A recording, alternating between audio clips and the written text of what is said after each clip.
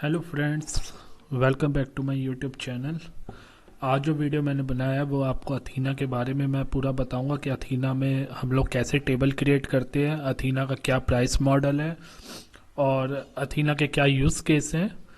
तो चलिए अथीना के बारे में पढ़ते हैं। प्लीज़ चैनल वीडियो देखने से पहले मेरा चैनल सब्सक्राइब कीजिए, लाइक कीजिए वीडियो और कमेंट सेक्शन में बताइए कि आपको मेरी वीडियो कैसी लगी। तो चलिए आगे चलते हैं। तो अथीना जो है, अथीना एक तरीके से डेटाबेस की तरह वर्क करता है और ये जो है सर्वरलेस है and this is basically use for analysis the data. And Athena की सबसे अच्छी बात है कि जो वो स्टोरेज यूज़ करता है वो S3 की स्टोरेज यूज़ करता है, सिंपल स्टोरेज यूज़ करता है। So Amazon Athena is a service that enable data analysts to perform interactive query in the web-based cloud storage service and Amazon Simple Storage Service। तो Athena से हम लोग क्या कर सकते हैं कि अपनी कुछ भी क्वेरी अगर हम उसमें पास करेंगे तो वो अथीना जो है उसमें सिंपल स्टोरेज S3 बकेट को यूज़ करेगा। जब भी आप अथीना में कोई भी सर्विस रन करोगे तो जो उसका आउटपुट है वो उसे बाय डिफ़ॉल्ट ही बकेट में स्टोर करेगा। Athena use as a distribute SQL engine called Presto which is use to run SQL query. Athena का जो इंटरनल आर्किटेक्चर है उसमें एक प्रेस्टो एसक्यूएल इंजन यूज होता है। जो प्रेस्टो जो है वो एसक्यूएल क्वेरी को रन करता है और वो एसक्यूएल सिंटैक्स को समझता है। तो अथीना में हम जो भी रन करते हैं वो एसक्यूएल सिंटैक्स होते हैं। उसकी क्वेरी अगर आप लोगों ने ओरेकल डेटाबेस में या माई सिक्वल डेटाबेस में काम किया होगा तो अथीना में भी सेम वैसे ही उसी टाइप से क्वेरी हम लोग रन करते हैं। कुछ सिंटैक्स डिफरेंट हो जाते हैं बट ऑलमोस्ट जो है जो कॉन्सेप्ट है एसक्यूएल क्वेरी का सेम टू सेम अथीना में भी अप्लाई होता है, राइट। सो बेनिफिट क्या होते हैं अथीना के? It's a serverless. आपको कोई सर्वर इंफ्रास्ट्रक्चर इसमें मैनेज नहीं करना, आपको कोई क्लस्टर क्रिएट नहीं करना, आपको कोई मेमोरी असाइन नहीं करनी है। सर्वरलेस है, आपको सिंपल अपनी क्वेरी इसमें फायर करनी होती है और आपका आउटपुट वो रिटर्न कर देता है। और इसमें एक चीज़ और मैं आपको बताना चाहूँगा, अथीना में आप डेटा जो इंसर्ट करवा सकते हो वो सिंपल AWS लैम्डा के थ्रू आप डेटा इंसर्ट करवा सकते हो। और AWS लैम्डा भी आपका जो है वो भी सर्वरलेस है, अथीना भी सर्वरलेस है। तो अगर आप इस टाइप का कुछ भी मॉडल कोई भी प्रोजेक्ट बनाते हो तो उसमें बड़ी लेस कॉस्ट आती है और आप एक अच्छी एप्लीकेशन बना सकते हो। Amazon Athena can process unstructured, semi-structured and structured data set. This is used for research and log analysis. तो लिमिटेशन भी है इसकी। कुछ लिमिटेशन अथीना की ये रहती है कि इसमें जो ऑप्टिमाइजेशन है वो आपकी एक लिमिटेड है ऑप्टिमाइजेशन। आप इसमें ज़्यादा ऑप्टिमाइजेशन नहीं कर सकते। जैसा कि आपने रिलेशन RDBMS में काम किया होगा तो वहाँ पे इंडेक्सिंग का कंसेप्ट है, जबकि अथीना में इंडेक्सिंग हम लोग नहीं अप्लाई कर सकते। अथीना में सिंपल क्या होता है कि जो आपका S3 लोकेशन पे फाइल पड़ी है अथीना उसे पॉइंट करता है और उस डेटा को आपको दिखा देता है। अथीना कोई अपनी स्टोरेज नहीं लेता। अथीना क्या करता है, अथीना में जो भी क्वेरी फायर करोगे, आप जब टेबल बनाते हो तो टेबल बनाते समय ही हमें वो लोकेशन बतानी पड़ेगी, फाइल की लोकेशन क्या है। उस लोकेशन से वो डेटा उठा के आपको दिखा देता है। तो इसमें कुछ ज़्यादा आप लोग ऑप्टिमाइजेशन नहीं कर सकते, इंडेक्सिंग होती नहीं है। बट इसमें हम पार्टीशन क्रिएट कर सकते हैं। पार्टीशन का कंसेप्ट आप लोगों ने पढ़ा होगा सिक्वल डेटाबेस में भी। पार्टीशन क्या करता है कि अगर हम किसी भी चीज़ को पार्टीशन कर देते हैं वो एक ग्रुपिंग कर देता है। सपोज आपके टेबल में काफ़ी ज़्यादा डेटा है और आप चाहते हो कि आप एक पर्टिकुलर ईयर का डेटा देखना चाहते हो। आप चाहते हो ईयर 2023 का डेटा मुझे देखना है, बट आपके टेबल में 2022 ईयर का भी डेटा है, 2021 ईयर का भी डेटा है। तो आप ऑलवेज आप प्रिफर करना चाहते हो कि आपके ईयर पे पार्टीशनिंग लग जाए। तो पार्टीशनिंग से क्या होगा, जो आपका डेटा है वो S3 बकेट में भी आपका एक पार्टीशन क्रिएट हो जाएगा कि 2021 का डेटा अलग फोल्डर में स्टोर होगा, 2022 का डेटा अलग फोल्डर में स्टोर होगा, 2023 का डेटा अलग फोल्डर में स्टोर होगा। तो जब आप अथीना में क्वेरी फायर करोगे, क्वेरी रन करोगे, तो वो आपके तीनों फोल्डर को स्कैन नहीं करेगा, वो सिर्फ एक पर्टिकुलर फोल्डर को स्कैन करेगा जो भी आपने वेयर कंडीशन में पास किया होगा। आपने वेयर कंडीशन में पास किया 2021 ईयर, तो वो सिर्फ उसी पर्टिकुलर फोल्डर को स्कैन करेगा, उसी पर्टिकुलर फोल्डर का डेटा आपको लाके दिखाएगा। तो उससे क्या हुआ, आपकी कॉस्ट बच गई, आपका टाइम बच गया, क्योंकि उसने तीनों फोल्डर को स्कैन नहीं किया, उसने एक पर्टिकुलर ईयर को फोल्डर को स्कैन किया है। तो पार्टीशनिंग जो होती है, आप इसमें क्या करते हो, restrict amount of data scan by each query, it improve the performance, reducing cost. Partitioning divide your table into parts and keep related data together based on the column value. तो कहने का मतलब यह है कि जो भी आपका रिलेटेड डेटा आप उसे एक पर्टिकुलर फोल्डर में डाल देते हो. आप जानते हो कि मेरी क्वेरी जो सिंपल जो कॉन्सेप्ट है कि मैक्सिमम टाइम में मुझे किस टाइप का डेटा चाहिए. अगर आप जानते हो कि आपको हर बार जो है एक पर्टिकुलर ईयर, एक पर्टिकुलर मंथ का ही डेटा आप हर बार चेक करते हो, तो आप क्या कर सकते हो, अपने डेटा को पार्टीशन इस टाइप से कर सकते हो कि ईयर और मंथ के बेसिस पे.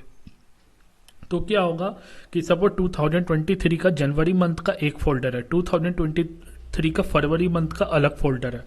तो आपने पार्टीशनिंग उस कंडीशन पे करी जिस टाइप का आपको डेटा चाहिए.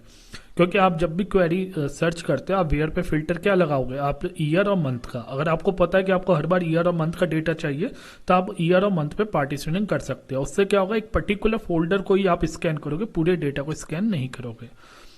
Partition act as a virtual column, help reduce the amount of data scan per query. तो पार्टीशनिंग में जो तरीका होता है, उसमें भी दो तरीके से आप पार्टीशन कर सकते हो. पार्टीशन में हम लोग क्या कर सकते हैं कि जैसे कि मैंने आपको बताया था कि हमारा जो टेबल है, हम टेबल में तो पार्टीशन की देंगे ही देंगे, बट जो मेरा बकेट है, उस बकेट को भी मैं इस टाइप से बनाऊंगा कि वो मेरे उस पार्टीशन को मैच करे. पार्टीशन अपने आप क्रिएट नहीं होंगे, हमें फोल्डर वाइज बनाना पड़ेगा. S3 बकेट में उन पार्टीशन को बनाना पड़ेगा. तो सपोज मैं चाहता हूँ कि मेरा पार्टीशन चले ईयर, मंथ और डे में, तो मेरे को एक फोल्डर बनाना पड़ेगा. डेटा के अंदर एक फोल्डर बनाऊंगा ईयर, ईयर के अंदर मंथ, मंथ के अंदर डे. और इधर मैं साथ में ईयर इक्वल टू 2019 भी पास कर रहा हूँ, month equal to 12, day equal to 31. मैंने इस टाइप से पार्टीशन दे दिया.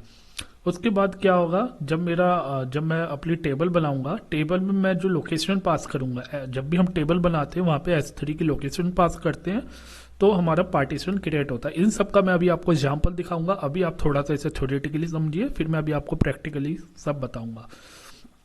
तो इसमें दो तरीके होते हैं. अब इसमें क्या होता है कि लोकेशन देना जरूरी है. तो मैंने एक पार्टीशन बना लिया, एक फोल्डर क्रिएट कर लिया कि भाई पहला ईयर आएगा, फिर मंथ और डे, इस टाइप से क्लियर क्रिएट कर दी. उसके अंदर मैंने अपनी CSV फाइल को इंसर्ट करवा दिया. जब मैं टेबल बनाऊंगा, टेबल बनाते समय मुझे डे तक का पाथ देना पड़ेगा. जो लोकेशन है वो मुझे पास करनी पड़ती है. जब भी मैं टेबल क्रिएट करता हूँ, मुझे अपनी S3 की लोकेशन पास करनी है.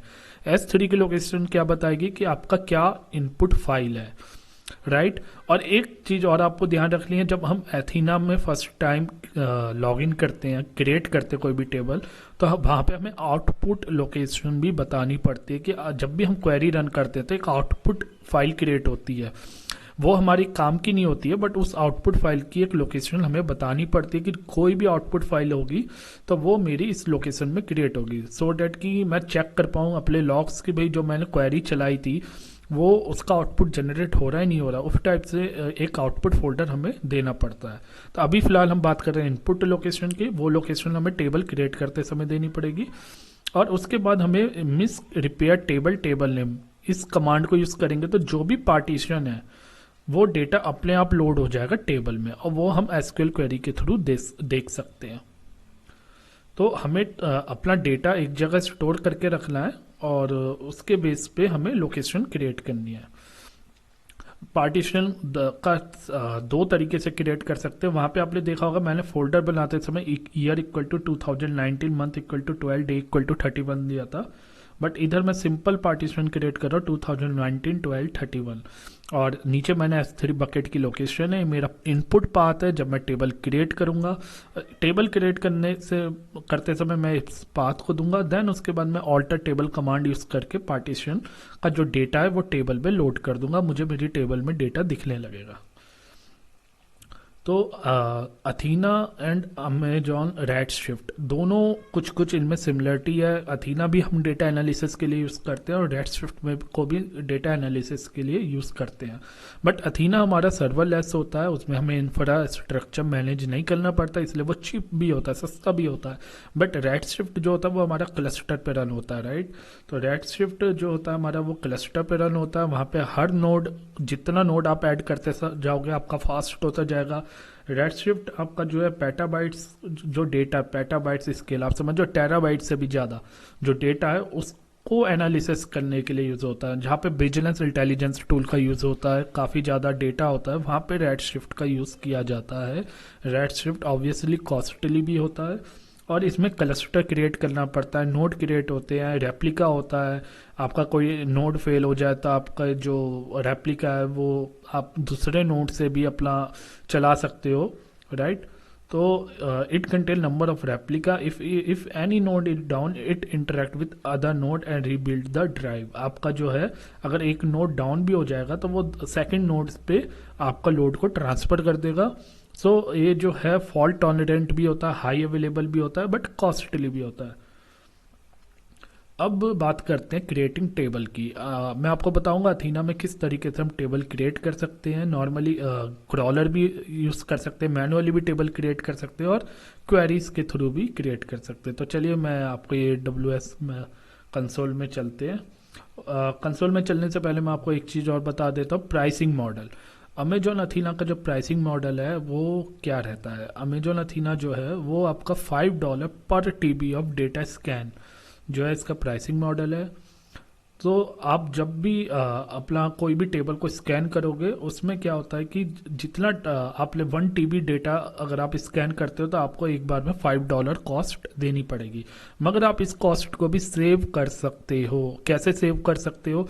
क्योंकि जो एसक्यूएल क्वेरी है वो एसक्यूएल क्वेरी मैंने आपको बताया, अथीना में जो क्वेरी हम फायर करते हैं वो क्वेरी आपकी कहाँ जाती है, S3 बकेट में, क्योंकि डेटा आपका जो है वो स्टोर S3 बकेट में है। अथीना जो क्वेरी फायर करा, अथीना इंटरनली इंटरेक्ट करता है SQL बकेट S3 बकेट से और आपको डेटा फैच करके लाता है।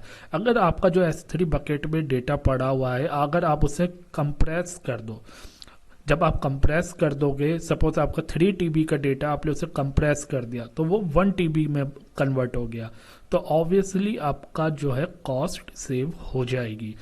तो आपका आप जो अपनी 30 to 90% पर क्वेरी कॉस्ट सेव कर सकते हो by doing compressing, partitioning, right, and converting your data into columnar format. Compress करने के लिए आप जानते हो जिप कर सकते हैं, आप जिप करके डाल दीजिए S3 बकेट में और फिर वहां अथीना से क्वेरी फायर कीजिए। आपका जो है डेटा कंप्रेस फॉर्मेट में होगा, 3 TB का डेटा 1 TB में कन्वर्ट हो जाएगा और आपका जो है कॉस्ट कम लगेगी, राइट। सेकेंडली पार्टीशनिंग कर सकते हो। आप जानते हो कि भाई मेरे को हर बार पर्टिकुलर ईयर और या पर्टिकुलर मंथ का डेटा देखना होता है। जिस डेटा को आप एनालाइज करते हो, जिस टाइप का डेटा आपको चाहिए उसी कॉलम पे आप पार्टीशनिंग क्रिएट कर दो, तो आप उससे भी कॉस्ट सेव करते हो। उससे क्या होगा कि आपका फुल टेबल स्कैन नहीं होगी, पूरा बकेट स्कैन नहीं होगा, एक पर्टिकुलर फोल्डर का डेटा आपको मिल जाएगा। तीसरी चीज आप कर सकते हो कि अपने डेटा को कॉलमर फॉर्मेट में कर सकते हो। कॉलम फॉर्मेट आपको पता होगा, जैसे पार्क्यूट फॉर्मेट होता है, सही, इफ टाइप के कुछ फॉर्मेट होते हैं जिसमें आप डेटा को कन्वर्ट कर देते हो, आपकी क्वेरी फास्ट हो जाती है। क्योंकि रो फॉर्मेट में क्या होता है कि आपकी पूरी रो स्कैन होती है। कॉलम फॉर्मेट में क्या होता है कि अगर आपने कोई सेलेक्ट क्वेरी चलाई तो अगर आपने उसमें कुछ कॉलम दिए हुए हैं तो पर्टिकुलर कॉलम ही स्कैन होंगे और आपकी क्वेरी जो है फास्ट आउटपुट देती है और स्कैन भी डेटा कम होता है, इसलिए आपकी कॉस्ट सेव करता है। तो आप एक एग्जांपल देख सकते हैं कि consider a table with 4 equally size columns stored as an uncompressed text file with total storage of 3 TB on Amazon S3। This query would cost $15, right. अगर आपका 3 TB का डेटा S3 पे पड़ा हुआ है देन उसकी कॉस्ट $15 होगी। And if you want to reduce that cost then you just compress into gzip file, then its size become 1 TB. The same query on this file would cost $5। जैसे आप 1 TB में कर दोगे आपकी cost reduce हो जाएगी। और अगर आप उसे और कॉस्ट रिड्यूस करना चाहते हो आप उसे पार्क्यूट फॉर्मेट में कन्वर्ट कर दो। पार्क्यूट फॉर्मेट में जब आप उसे कन्वर्ट कर दोगे तो उसकी कॉस्ट और ज़्यादा रिड्यूस हो जाएगी। तो चलिए अब मैं आपको डेमो दिखाता हूँ कि किस तरीके से हम टेबल क्रिएट करते हैं अमेजॉन में। कंसोल पे चलते हैं।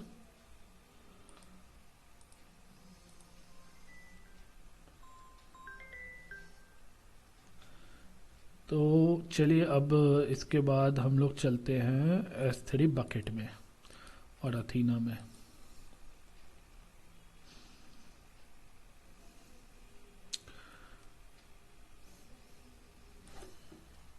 तो तो मैंने एक बकेट पहले से क्रिएट कर रखा है, अथीना रिजल्ट 13 मैंने बकेट क्रिएट कर रखा है। इस बकेट में आप देख सकते हो मैंने एक इनपुट फोल्डर बना रखा है जिसमें मैंने emp data.csv डाली हुई है, स्टोर करी हुई है। एंड सेकंड मैंने आउटपुट फोल्डर बना रखा है। आउटपुट फोल्डर में रैंडमली आप देख रहे हो इसने स्टोर मेटा डेटा सब कुछ स्टोर करता है, और एक कप स्टोर करता है। अभी मैं इसे डिलीट कर देता हूँ। अभी आप देखना कि ये किस तरीके से काम करता है। मैंने इसे डिलीट कर दिया, राइट। ये मेरा आउटपुट फोल्डर है।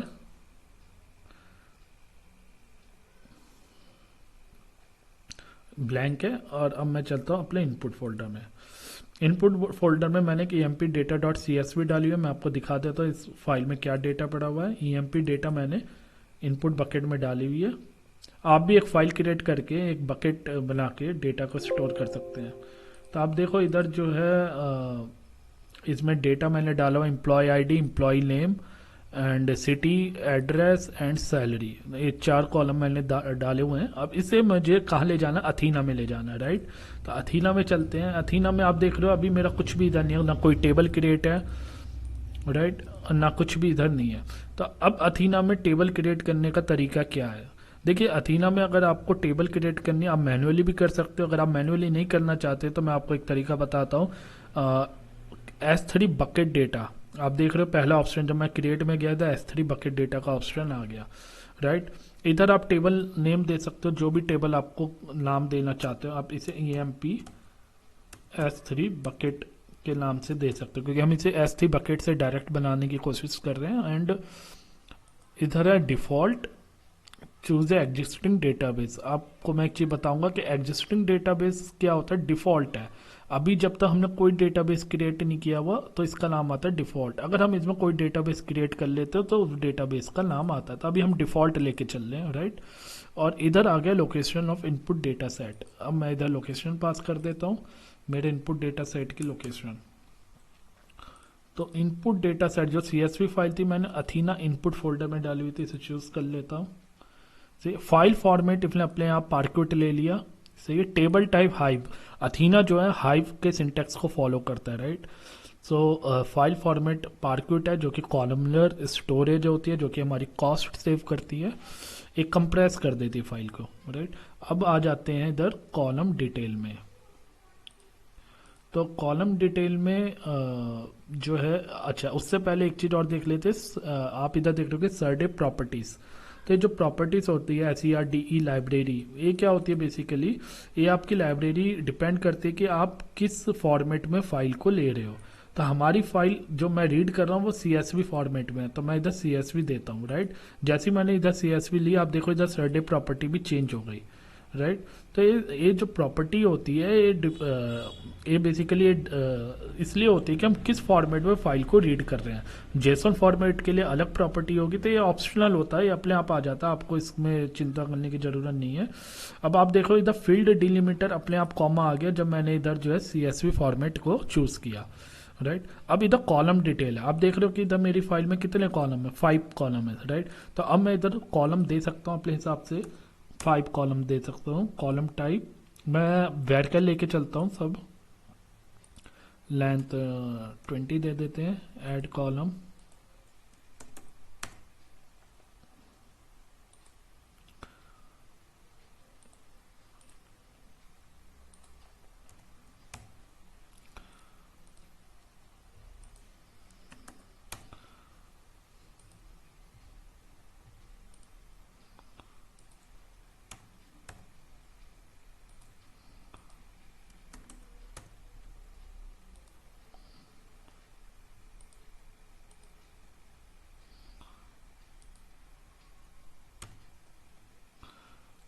और एक और कॉलम ले लेते हैं। टोटल 5 कॉलम है।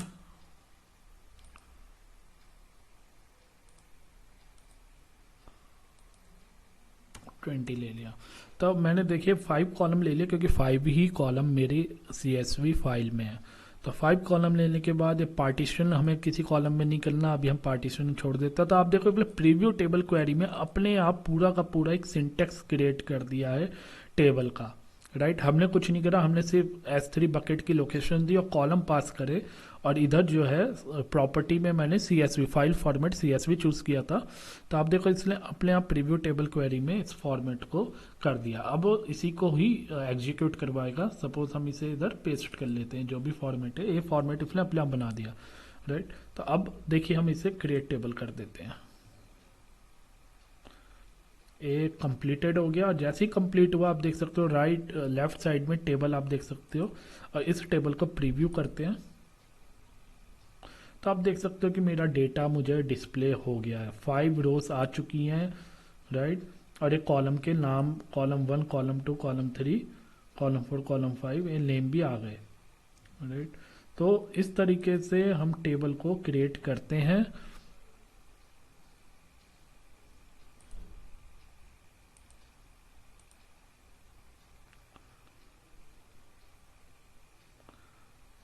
देन इस तरीके से हम अपने टेबल को क्रिएट करते हैं। तो एक तरीका था टेबल क्रिएट करने का, आप इसमें डेटा देख सकते हो। अब बात करते हैं अगर मुझे टेबल ये ड्रॉप करनी है, मुझे ड्रॉप कैसे करनी होगी। ड्रॉप भी कर सकते हैं सिंपल, इधर डिलीट टेबल में का ऑप्शन दिया हुआ, डिलीट टेबल में जाइए और इधर से सिंपल डिलीट कर दीजिए। एक चीज आप लोगों ने नोट डाउन करी होगी कि इधर जो टेबल क्रिएट होती है वो होती है एक्सटर्नल टेबल। आप देख सकते हो जो टेबल का सिंटैक्स है हमेशा इधर एक्सटर्नल टेबल लिखा होगा। एक्सटर्नल टेबल का कॉन्सेप्ट हाइव से आया था। हाइव में 2 टाइप के टेबल होते हैं, इंटरनल और एक्सटर्नल। तो एक्सटर्नल टेबल क्या होती है? एक्सटर्नल टेबल आपका जो डेटा S3 बकेट में पड़ा हुआ है उसे डिलीट नहीं करने देती। अगर मैं इधर से डेटा टेबल को ड्रॉप मारूंगा तो सिर्फ मेरी टेबल ही ड्रॉप होगी, डेटा ड्रॉप नहीं होगा, डेटा S3 में अवेलेबल रहेगा। तो चलिए मैं इसे इधर से डिलीट कर देता हूँ। और आप सीधा ड्रॉप टेबल नेम कमांड भी यूज़ कर सकते हैं। मैं इधर पर डिलीट कर देता हूँ। देखिए ड्रॉप टेबल नेम की कमांड आ गई और ये रन हो गया, टेबल मेरी अपने आप रिमूव हो गई। तो एक तरीका तो मैंने आपको बताया कि आप इधर से जाके S3 बकेट के से टेबल को क्रिएट कर सकते हैं। दूसरा तरीका क्या होता है कि आप सिंपल क्रिएट टेबल करना चाहते हैं तो आप इधर से भी कर सकते हैं। मैं आपको दिखाता हूँ कैसे। अगर आप मैनुअली क्रिएट करना चाहते हो टेबल को, अब मैं चाहता हूँ कि मैं मैनुअली क्रिएट करना चाहता हूँ टेबल को, तो हम क्रिएट टेबल का इधर सिंटैक्स ले लेते हैं सिंपल, राइट। अब क्रिएट टेबल का सिंटैक्स लिया तो ये मेरा मिनिमम सिंटैक्स है, राइट, जिसमें सिंपल सिर्फ इन्होंने new table name, column name 1, column name 2 और कॉलम टाइप 1, कॉलम टाइप 2 दे दिया। तो इसे थोड़ा सा मॉडिफाई कर लेते हैं। न्यू टेबल 1 की जगह हम कॉलम नेम 1, कॉलम नेम 2, हमारे टोटल कितने हैं? 5 कॉलम है, तो हम इसमें 5 कॉलम ले लेते। इधर मैंने सिंटेक्स बनाया हुआ था, राइट। इसे मैं 5 कॉलम इधर से कॉपी कर देता हूँ और मैंने उन सबका वो भी ले लिया है, टाइप दे दिया var का 20, राइट। अब उसके बाद लोकेशन दे रखी है। लोकेशन मेरी क्या थी? लोकेशन मेरी बकेट की प्रॉपर्टी में जाइए और इधर से लोकेशन ले लेते हैं, अथीना इनपुट।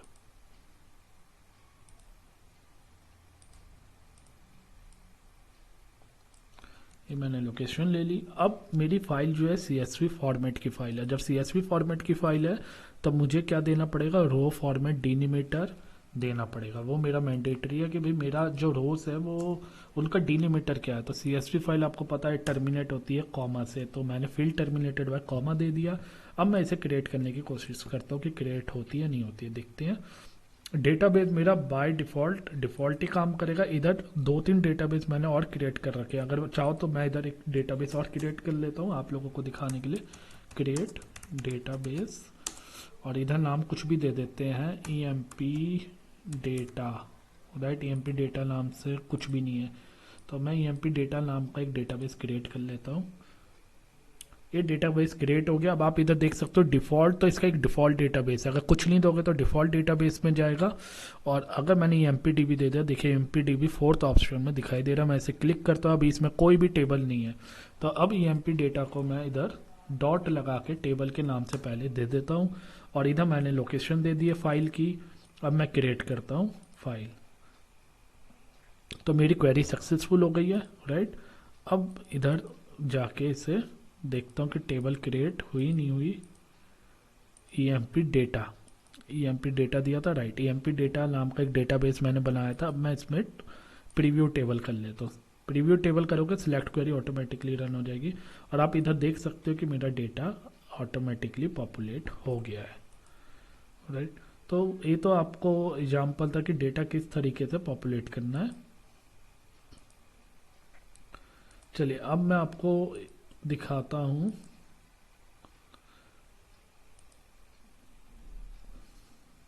पार्टीशनिंग।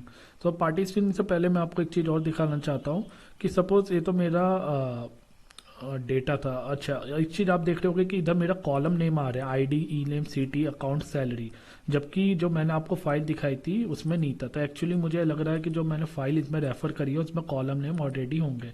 तो मैं उस फाइल अथीना इनपुट की फाइल को डाउनलोड कर लेता हूँ एक बार। तो इसमें एक मिनट, मैंने इस फाइल को डाउनलोड कर लिया था, अभी मैं इस फाइल को देखता हूँ। तो आपको एक चीज़ लॉजिक आपका डाउनलोड में चलते हैं, ईएमपी डेटा ओपन करते हैं। तो आप देख सकते हो इधर कॉलम के नाम थे और इधर इस वजह से मेरे को अथीना की जब मैं टेप क्वेरी फायर कर रहा था तो उसमें पहली रो जो आ गई कॉलम नेम की आ गई, उसने हेडर को भी इंक्लूड कर लिया। तो अब मैं क्या करता हूँ, अगर मेरे को कुछ भी डेटा को मॉडिफाई करना है तो मैं क्या कर सकता हूँ, अथीना में फिर से डेटा को अपलोड कर सकता हूँ, तो मेरा डेटा ऑटोमेटिकली मॉडिफाई हो जाएगा, मुझे दोबारा से कुछ नहीं करना। तो मैं क्या करता हूँ, इसे डिलीट कर लेता हूँ इस रो को, राइट, और इसे सेव कर देता हूँ, Ctrl+S कर देता हूँ। अब मैं देखता हूँ इसे अपलोड करके दोबारा से। तो अब चलते टेबल में, इसे डिलीट मारते पहले जो टेबल बनी हुई है ऑलरेडी, इसे डिलीट कर दिया।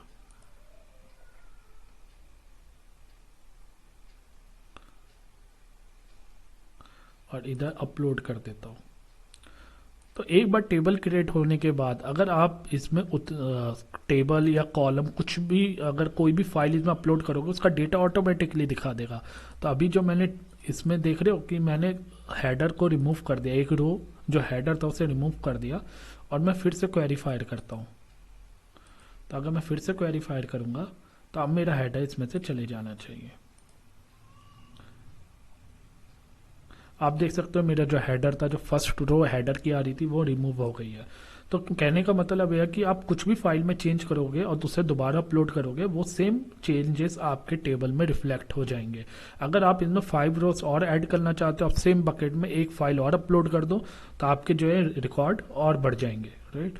तो आपको बकेट में जैसे जैसे फाइल आती जाएंगी इसमें डेटा ऑटोमेटिकली टेबल में बढ़ता जाएगा, जो जो डेटा आप चेंज करोगे फाइल का वो ऑटोमेटिकली इसमें रिफ्लेक्ट होता जाएगा। तो ये तो एक सिनेरियो हो गया। सेकंड चीज़ है, अगर आपको जेसॉन फॉर्मेट की फाइल को स्टोर करना हो, जेसॉन फॉर्मेट की फाइल को आपको डिस्प्ले करना हो, तो मैंने एक जेसॉन इनपुट नाम का एक फोल्डर बना रखा है और इसमें मैंने जेसॉन नाम की 2 फाइल बना रखी है। मैं आपको दिखा देता हूँ, EMP जेसॉन, EMP1 जेसॉन। तो इसमें क्या है वो मैं आपको दिखा देता हूँ। अगर आप EMP जेसॉन फॉर्मेट की फाइल में जाएंगे, इसे एडिट करा, देखिए तो मैंने इधर जेसॉन की वैल्यू, आप जानते हो कि जेसॉन में की वैल्यू चलता है, तो emp.json की एक फाइल बनाई हुई है और एक फाइल मैंने emp1.json की बनाई हुई है। दोनों सेम ही है, कुछ ज़्यादा चेंज नहीं है, सिमिलर फाइल है, बस ये है कि सेम रोज को मैंने रेप्लिकेट कर दिया। मैंने इन दोनों फाइल को अपलोड कर दिया, किस में अपलोड कर दिया, जेसॉन इनपुट के फोल्डर में। अब मुझे क्या चाहिए, मुझे एक टेबल बनानी है जो कि मेरी जेसॉन फाइल को डेटा को डिस्प्ले करे। तो उसके लिए टेबल का जो सिंटैक्स रहेगा वो मैं आपको एक बार दिखा देता हूँ।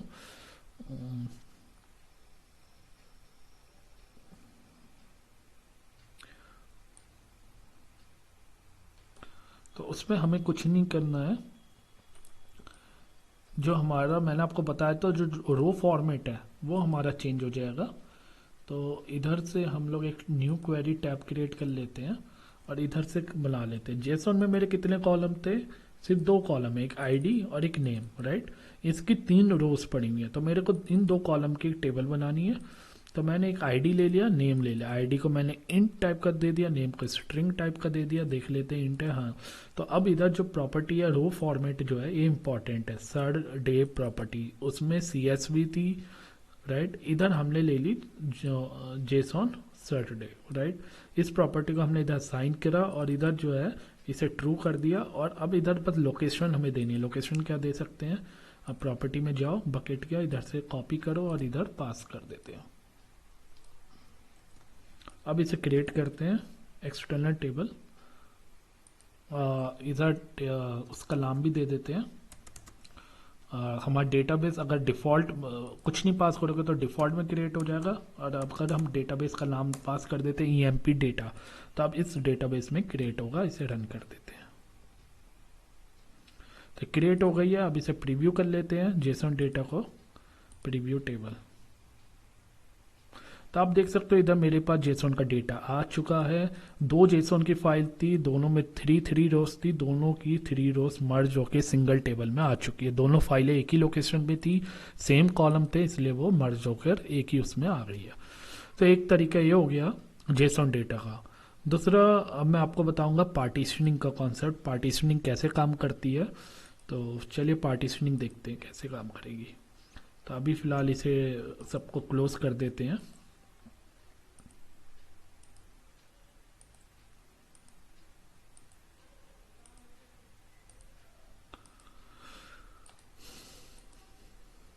देखिए, पार्टीशनिंग के लिए मैंने एक फ़ोल्डर बनाया हुआ, डेटा पहले से बनाया हुआ, आप भी बना सकते हैं।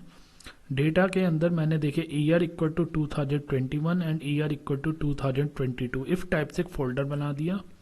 उसके अंदर मैंने अपने इस फाइल को इंसर्ट करवा दें empdata.csv, राइट। तो जो मेरे को पार्टीशन क्रिएट करना वो इन ईयर के बेस पे करना है। ईयर जब मैं ईयर 2021 पे सर्च मारूँ तो सिर्फ मेरा इतना डेटा स्कैन हो, और 222 में सर्च मारूँ तो मेरा सिर्फ इतना डेटा स्कैन हो, राइट। तो मैंने अपना हिसाब से देखो, फोल्डर बनाना, डेटा में इंसर्ट करवाना वो अथीना नहीं करेगा, वो हमें करना है।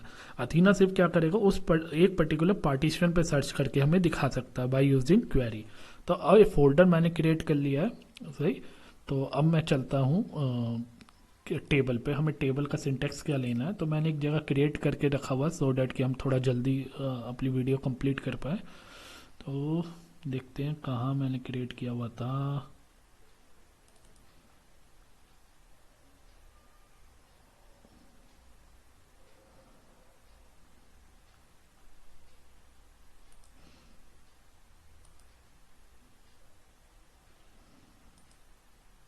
तो हमें कौन सा सिंटेक्स फॉलो करना है, हमें इस वाले सिंटेक्स को फॉलो करना है, राइट। तो चलिए टेबल पे चलते हैं, टेबल अपनी क्रिएट करते हैं बाय यूजिंग पार्टीशन। अथीना में चलते हैं। तो ये मेरा सिंटेक्स है। CSV फाइल मेरी सेम है जो मैंने आपको दिखाई थी, 5 कॉलम है। पार्टीशन कॉलम हमें लेना है, क्या पार्टीशन और पार्टीशन की क्या लेनी है हमें, वो हमें सेलेक्ट करना है। तो इधर जो है ईयर 2021 तक का हमें डेटा करना है, तो डेटा के अंदर तक का हमें पार्टीशन लेना है। इनपुट पाथ हमारा रहेगा, राइट।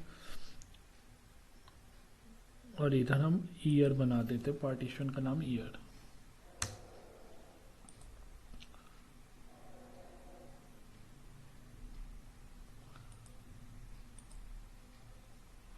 डेटा फोल्डर के अंदर ईयर नाम से हमने पार्टीशन बना दिया। अब इसे एग्जीक्यूट कर देते हैं।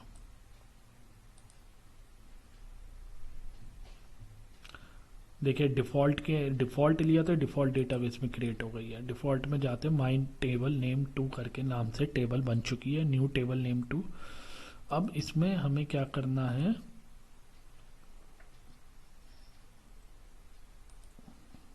लोड करना है पार्टीशन। लोड की कमांड थी मिस्क ms रिपेयर टेबल नेम। तो चलिए पहले इसे सर्च करके देख लेते हैं, प्रीव्यू करके कि कुछ डेटा दिख रहा है नहीं दिख रहा। प्रीव्यू करते हैं। तो जब आप प्रीव्यू करके देखोगे, आप देख रहे हो इधर ईयर कॉलम आपको दिख गया, बट अभी इसमें डेटा नहीं आया। फिर पार्टीशन तो क्रिएट करा है ईयर कॉलम पर, बट अभी इसमें डेटा नहीं आया। तो उसके लिए एक हमें कमांड यूज़ करनी पड़ती है जो कि क्या करता है, डेटा को लोड करता है पार्टीशन में, अथीना टेबल के पार्टीशन में। तो वो कमांड हमारी क्या थी, दिस इज द कमांड। तो हमें एक कमांड यूज़ करनी है। देखते हैं इस कमांड के बाद क्या डेटा मैं देख पाऊंगा।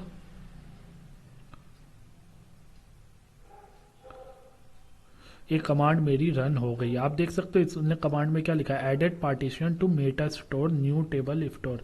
तो इसने क्या करा, 2021 ईयर का जो था डेटा उसका एक पार्टीशन बना दिया, ईयर 2022 का भी पार्टीशन बना दिया है। सही है। वो पार्टीशन कहाँ पे बनाए, वो पार्टीशन उसने बकेट में बनाए, वो हमें नहीं दिखेंगे। अब क्या है, हमें क्या दिखेगा, हमें सिर्फ हमारी टेबल दिख रही है। अभी तक हमें इसमें डेटा नहीं दिख रहा था, अब देखो इसमें डेटा दिखेगा। आप देख सकते हो इसमें ईयर 2021 का, आप देख सकते हो लास्ट कॉलम ईयर 2021 और 2022 दोनों का डेटा दिख रहा है। सही है। अगर हमें एक पर्टिकुलर ईयर का सर्च करना है तो अब आप इधर देखो, जब मैंने पूरी क्वेरी चलाई है, आप इधर टाइम भी देखो 153 ms और रन टाइम कितना है 931 ms माइक्रो सेकेंड, राइट। और डेटा स्कैन कितना हुआ 0.27 KB। अगर मैं पूरी टेबल को स्कैन करता हूँ तो मेरी क्वेरी स्लो है, राइट।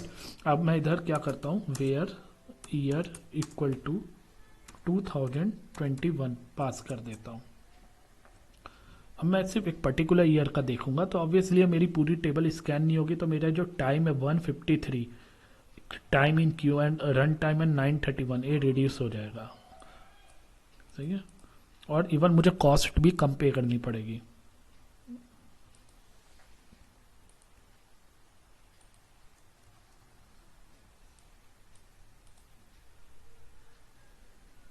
तो आप देखो मैंने 2021 का देखा, आप देखो रन टाइम मेरा पहले 930 कुछ आ रहा था, अब 620 ms हो गया है। डेटा स्कैन भी रिड्यूस हो गया, टाइम इन क्यू भी रिड्यूस हो गया। तो इसलिए पार्टीशन का फायदा होता है कि भाई आपको जब कम डेटा स्कैन करना तो आप बार बार पूरा डेटा क्यों स्कैन करो, राइट। तो 2021 में जब मैंने सर्च मारा तो उसने सिर्फ इसी पार्टीशन को जो मैंने इधर क्रिएट करा, मैनुअली क्रिएट किया है, बकेट में हमें मैनुअली क्रिएट करना है। ईयर इक्वल टू 2021 का एक फोल्डर बना रखा है, राइट। इसमें जो डेटा पड़ा है सिर्फ इसी को इसने स्कैन किया है। तो इस तरीके से हमारी पार्टीशनिंग काम करती है। अच्छा, मैंने आपको बताया था पार्टीशनिंग के भी 2 सिंटेक्स बताए थे, ये तो पहला सिंटेक्स हो गया। मैं देखता हूँ अगर मैंने दूसरे का भी कुछ बना रखा होगा तो मैं आपको दिखा देता हूँ, राइट। इधर मैंने एक और सिंटेक्स बना रखा है। अभी क्या था, इधर हमने ईयर में पास किया हुआ था, डेटा के अंदर ईयर लिया हुआ था, year equal to 2021, year equal to 2022 लिया हुआ था। इस तरीके से एक तरीके का सिंटेक्स है पार्टीशन का। अब दूसरा मैं आपको दिखा देता हूँ, मैंने एक ईयर ली करके फोल्डर बना दिया बकेट के अंदर, डेटा के अंदर नहीं बकेट के अंदर बनाया, और इसके अंदर मैंने पास कर दिया 2021। जो पार्टीशन है मैंने उसे इक्वल टू पास नहीं करा, इस तरीके से पास किया है। तो ये थोड़ा सा कॉम्प्लेक्स वे होता है, दोनों में फाइल है। अब इस सिंटेक्स को हम कैसे क्रिएट कर सकते हैं वो भी मैं आपको दिखा देता हूँ। मैं चलता हूँ इधर न्यू टेबल में, और ये मैंने इधर ईयरली नाम का टेबल क्रिएट कर दिया। देखिए इधर मैंने ईयरली नाम का जो मेरी लोकेशन है इधर तक की बकेट की लोकेशन दे दी है, ईयरली तक, राइट। अब इस ईयरली के अंदर मेरे 2 फोल्डर है, 2021 2022, राइट। अब देखिए मैं पहले इस टेबल को क्रिएट कर देता हूँ, इसे नाम दे देता हूँ 3, क्योंकि 2 को हम देख चुके हैं, अब 3 को देख लेते हैं। न्यू टेबल 3 नाम दे दिया, राइट। न्यू टेबल 3 के नाम से हमने बना दिया। क्वेरी सक्सेसफुल हो गई है। अब जरा इसे एक बार प्रीव्यू करके देखते हैं क्या इसमें कुछ डिस्प्ले होता है। देखिए इसमें कुछ भी डेटा डिस्प्ले नहीं हुआ, सिर्फ कॉलम आ गया। ईयरली नाम का पार्टीशन तो क्रिएट हो गया, बट अभी इसमें भी कुछ डिस्प्ले नहीं हुआ, राइट। इस यूज केस में क्या है, इसमें भी डेटा भी डिस्प्ले नहीं हुआ। तो क्यों नहीं हुआ, क्योंकि पार्टीशन तो क्रिएट कर दी हमने S3 बकेट में, सही, मगर वो जो टेबल बनी है टेबल में हमें लोड करना पड़ता है डेटा को। तो अब किस तरीके से इस सिंटेक्स के लिए कैसे काम करेगा, तो इसके लिए हमें ऑल्टर कमांड का यूज करना पड़ता है। ऑल्टर कमांड आप देख रहे हो, मैं इधर चलाता हूँ, रन करता हूँ। Alter table new table name 2, और इधर टेबल नेम 3 ले लेते हैं, क्योंकि right add partition yearly equal to 2022। तो सबसे पहला पार्टीशन में जो जो ऐड करने वो हम ऐड करते रहेंगे, अपने अकॉर्डिंग करते रहेंगे। मेरे को लग रहा है मैं 2022 का पहले पार्टीशन ऐड करता हूँ, फिर 2021 का, राइट। तो 2022 का पार्टीशन ले लिया। लोकेशन में हमें उस पार्टीशन तक की पूरी की लोकेशन देनी है। आप ध्यान रखना सिर्फ ईयरली तक नहीं, 2022 के अंदर तक की लोकेशन देनी है। अब वो इस पार्टीशन में डेटा अपलोड कर देगा। चलिए ऑल्टर कमांड चला देते हैं, चल गई है, क्वेरी सक्सेसफुल हो गई। अब मैं चला के देखता हूँ क्या मेरा 2022 का डेटा आया। तो आप देख सकते हो कि 2022 का डेटा आ गया है। अब मैं इसमें क्या करता हूँ, 2021 को भी अपलोड कर देता हूँ, ईयरली 2021, राइट। इधर मेरे दोनों फोल्डर थे, तो मैंने 2021 का भी डेटा अपलोड कर देता हूँ। तो अब देखते हैं इधर क्या मेरा 2021 का डेटा आया। यस, आप देख सकते हो इसमें 2021 का भी डेटा, लास्ट की जो रिकॉर्ड है वो 2021 का भी डेटा मेरा आ चुका है, राइट।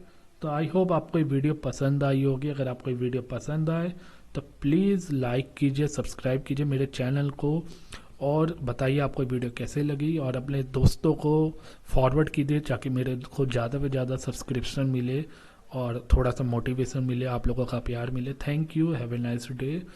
आज के लिए बस इतना ही, फिर कुछ नई वीडियो लेके आ गया।